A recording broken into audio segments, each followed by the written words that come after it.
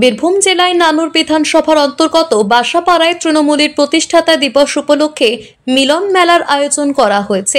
এই মিলন মেলায় পুঙ্খানুপুঙ্খভাবে পরিদর্শন করলেন বীরভূম জেলার সভাধিপতি কাজল শেখ জানান, প্রত্যেক বছরের মতো এবছরে প্রতিষ্ঠাতা দিবসে বাসপাড়ায় প্রতিষ্ঠাতা দিবস উপলক্ষে মিলন মেলার আয়োজন করা হয়।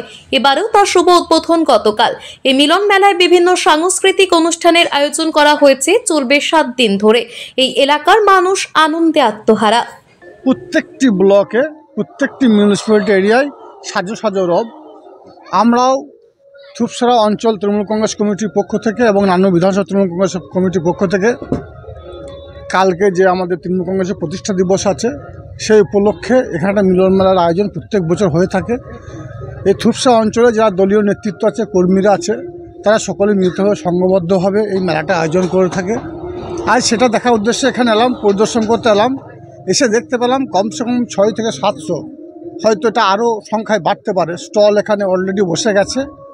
তো দেখা যাক আগামীকাল কত স্টল বসে। প্রত্যেক বছর এখানে শৃঙ্খলার সঙ্গে, শান্তির সঙ্গে 7 দিন ধরে মেলাটা উদযাপিত হয়। বোলপুর থেকে কাজী আমিরুল ইসলামের রিপোর্ট, টিভি নিউজ 10।